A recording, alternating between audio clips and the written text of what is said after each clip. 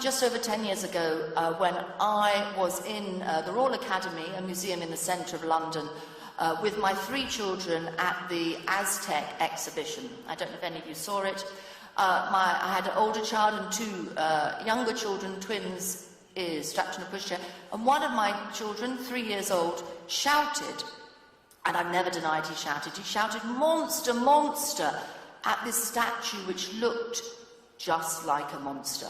Had snakes for hair, a big beak for a nose, and I thought, this is fantastic. I've got a 3-year-old that's appreciating pre-Hispanic art. How good can it get?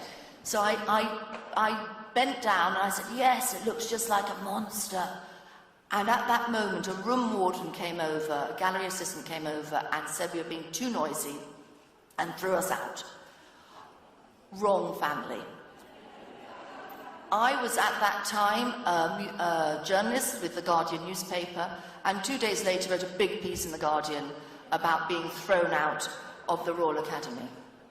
And what was really interesting was by the end of that day, we had at the paper over 500 emails from other families saying, "Museums aren't working for us, let's try and make it work." So that's what we did. In The Guardian, we set up a campaign. We called it the Kids Museums campaign, but it didn't really exist. It was just a few pages. We ran loads of stories on it. I began touring the country, talking about how to make your museum family-friendly. I was a journalist.